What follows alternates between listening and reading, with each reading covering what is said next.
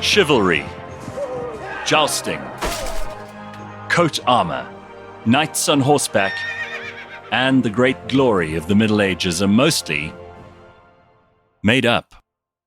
The real Middle Ages were a bloody, dirty, brutal, and uncivilised time. Women were mere possessions, land was wealth, might made right, and peasants ate rocks and soil to stay alive. Only the high-born could live a life anything like Sir Walter Scott imagined in his novels. But some once-upon-a-time tales aren't the stuff of pure fiction. In those dark times, there was a great knight who outlived 4 kings, fought countless battles, and was the very epitome of the medieval warrior. His name was William Marshall, and this is his story.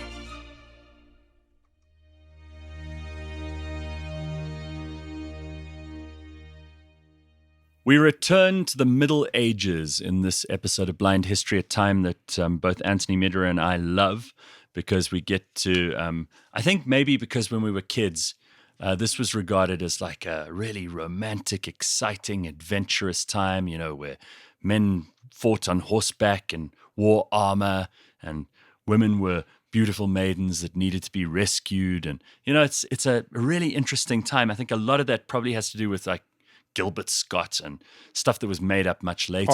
The Arthurian. Yeah. That whole legend of Arthur and all of that stuff contributed so much to this. But we're going right into the heart of chivalry and medieval pageantry with the character that we're talking about today. Someone called William Marshall, who was, his proper name is William Marshall, 1st Earl of Pembroke.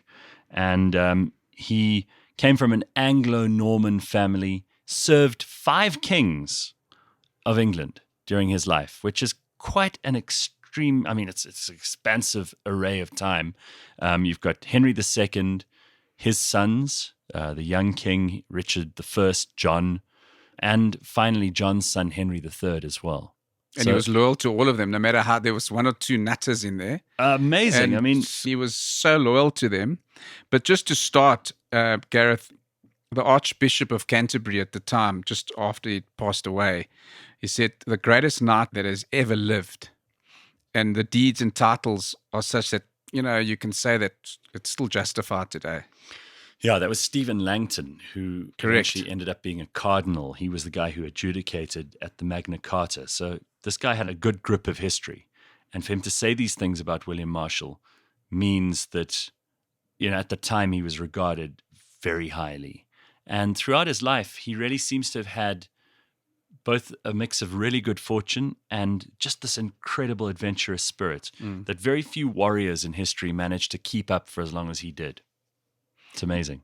Yes, if you look at how his life started, life was really tough. You know, it's if you live to 30, you've done well. I mean, even his dad didn't really care too much for him. No. The first known events or hectic events in his life was when Stephen, who was king at the time, I don't know if it was Stephen the First. Yeah, it's the only Stephen that and the only Matilda. It was the big rivalry between Matilda and the Stephen. cousins. Yeah. So Stephen was laying into his castle to take John Marshall, which was William's dad, his father's castle. And so Stephen got the upper hand, and instead of backing down, he took his son, which was William, hostage. And then instead of backing down, he carried on building his supplies and rebuilding to take on Stephen again, and which was massively high risk. And then he famously said, you know, I have a hammer and an anvil on which I can forge better sons than he. So that's how much he loved poor old William. But, imagine your dad says that about you. Yeah. But the incredible thing about William already, and this is the age, we're talking age 6 now, Stephen decided not to kill him. And although John Marshall didn't really listen to him, and he stayed at his court for a while, and that was his first introduction to a king. That was the first king that he got close to. As a kidnap victim. As a kidnap victim. And he must have learned quite a lot, because during that time, which is well known as the Anarchy, or the First English Civil War by some, there wasn't a whole lot of law and order. It was pretty much one of the most violent episodes in English history. And it was also the beginning of the proper medieval era, because only after that when the Civil War was finally ended and King Henry II, the first Angevin or Plantagenet king of England, took over, did you start having this real sense of, all the things that we regard now as being medieval, heraldry and knights on horseback and the crusades and all of that stuff. All of that really started happening around this time as well. So William Marshall was born at exactly the right time, 100%. So of course he had to make his own way in life. He didn't have a whole lot of money. His father was a minor nobleman, so there was always a stretch on the cash. But also he wasn't the oldest, so he wasn't going to get nothing anyway. Correct. And the hard thing about being a knight was that you had to pay for a war horse, which was tremendously expensive. You had to maintain the war horse, in other words, feed the damn thing teff and lucerne the whole time. You had to outfit yourself in armor. You had to have a sword, a lance. You used to have maces and cudgels and God knows what else as well. And it was a very expensive endeavor. Yeah. Plus, you had to be knighted, which you had to pay for.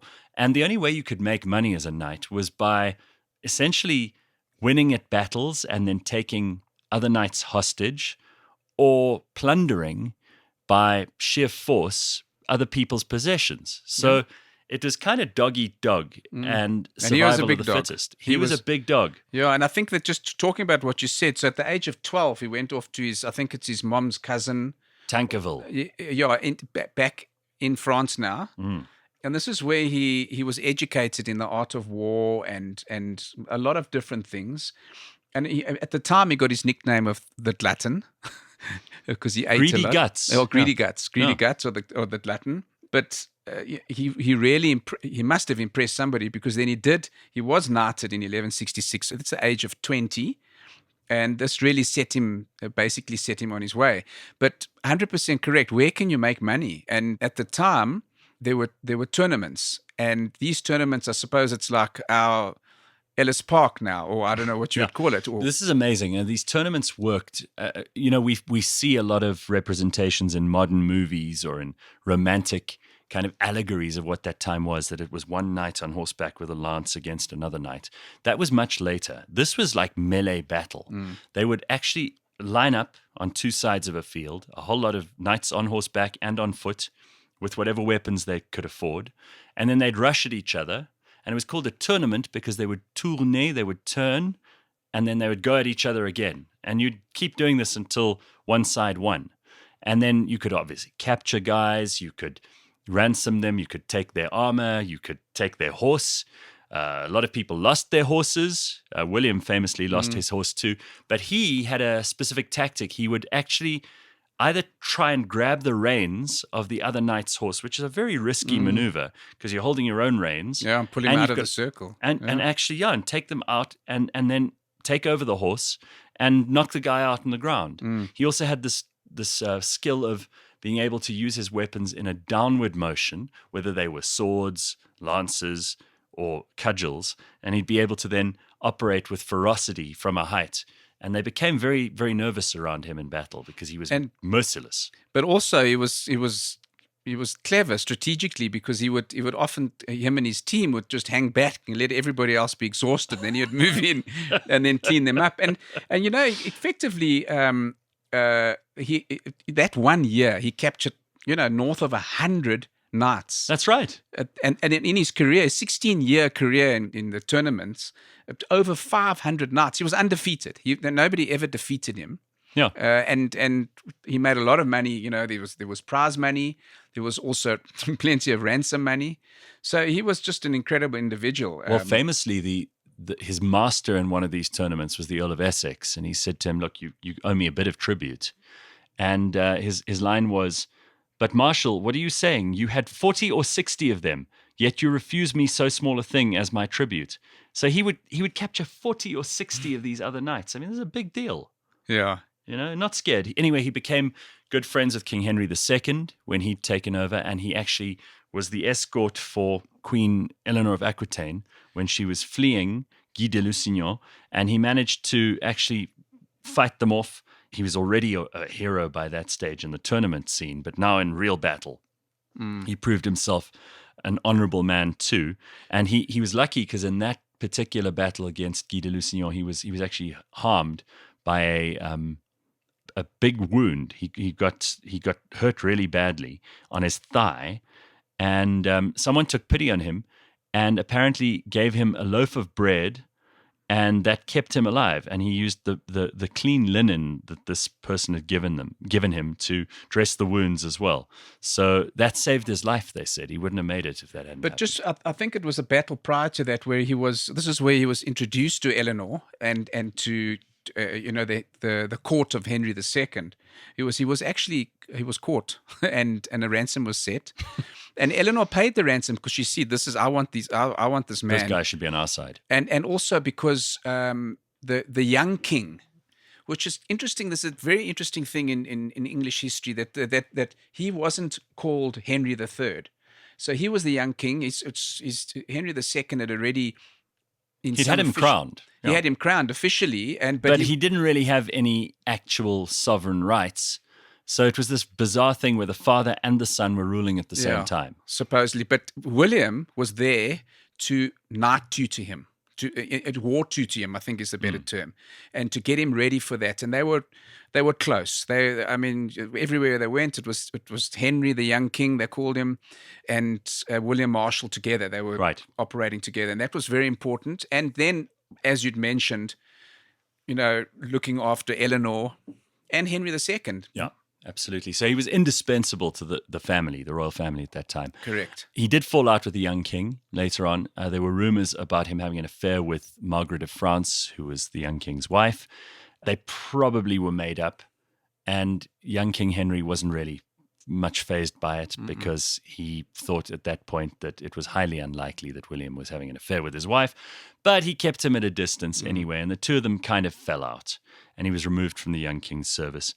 Then he got involved in this big fight between Henry II, who was still king at the time, and his three sons, Richard and John. I'm not going to mention, there was Geoffrey as well, but nobody's really paying attention to him at this point.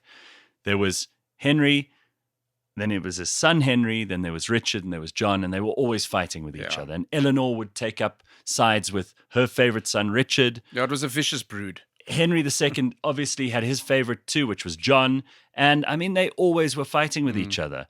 They were like a pride of lions. And you've mentioned this in a previous example where the strongest one has to survive and the others just get killed off. The thing was, so Richard and John at this time joined the King of France to take out Dad. Right. So it's hectic stuff. Yeah, it's real betrayal. Yeah. And William now, together with Henry II, the dad, now needed to take this riffraff out. And he actually, in the battle, he dehorsed Richard I, which later on would become Richard the Lionheart. So you must just show how impressive this guy is. And he could have killed him, but he didn't. He refrained from actually killing him, and he let him go. And then later on, Richard never held a grudge at all. He looked after him very, very well. See, this guy was such a powerful ally to have that it wasn't worth making an enemy out of him. And when the young king died, because he died before his two brothers or his father, he begged William to fulfill a vow and take his robes to the Holy Land, where he wanted them essentially in a ritual committed to God, so that he would join as a Knight Templar and he would, obviously have an easier passage into heaven.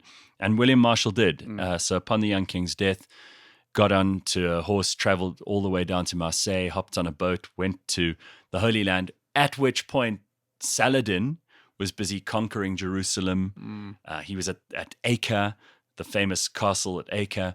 All of this stuff was going King on. Gar, was it called King Gar? I think Baldwin. You're thinking of Baldwin IV. Baldwin IV, who famously was had leprosy.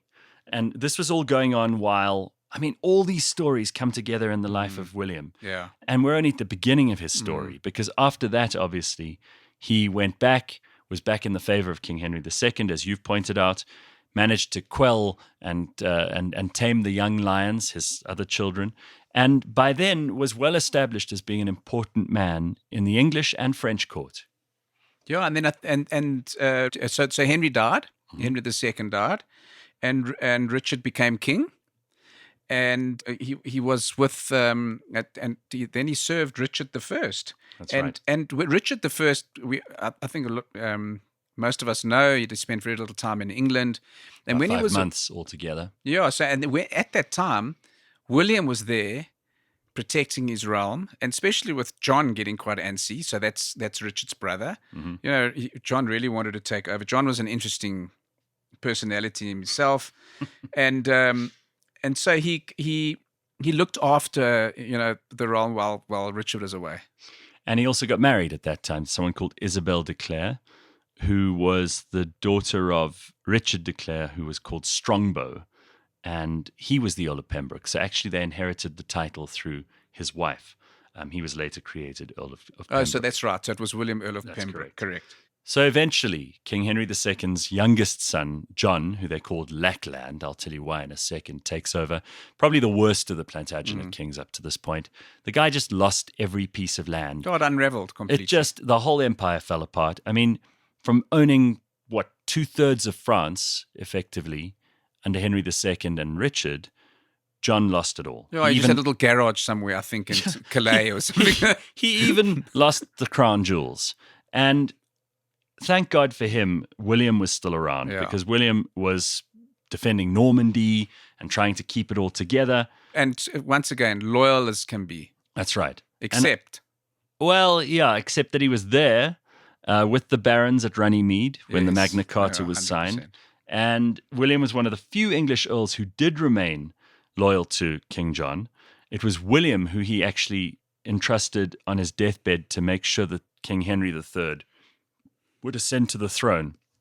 And it was William who took responsibility for the king's funeral and burial at Worcester Cathedral. Now, interestingly enough, King Henry III came to the throne at a very young age. And if it wasn't for William Marshal at that point, it was quite possible that the whole kingdom could have fallen apart. The French were looking very greedily at England. There were attempted invasions. The barons were obviously still very antsy post-Magna Carta. So it was a very, very tricky time. And if William hadn't been there, if William Marshal hadn't taken care of young King Henry III, highly unlikely that the subsequent reigns would have taken place. But during the time, of King John's reign, he didn't have a really, really strong relationship with King John, but loyal as always. Yeah. And he was one of the creators of the pen Magna Carta. So he was instrumental in putting that together as well with the barons. So he did play his role in... Well, he had respect from both sides. Yes, which was something nobody had at that point. And agreed. I mean, by the time he took over as regent when King Henry III came to the throne, he was 70 years old, which in medieval times was a long life. I mean, nobody really lived that long. But effectively, Gareth, without the name, he was King of England. Absolutely. And a lot of people have criticized his regency, but it seems that more or less he ran things extremely well. The finances were brought back into order. He started rebuilding the army. He made sure that the king was tutored properly in all of the arts of chivalry and knighthood and all of the things that William Marshal had learnt during his quite long life and that were considered to be hugely important to a medieval monarch. Yeah, and that was the 5th monarch that he was supporting. And then famously he went into his final battle at the age of 70, which is just insane. It's like thinking in today's terms of somebody going to battle at the age of 95. It was just incredible. And he was undefeated in that battle. It was more of a civil war battle, but nonetheless, then he passed away 2 years later. And he passed away. His final wish was to be admitted into the Order of the Knights Templar.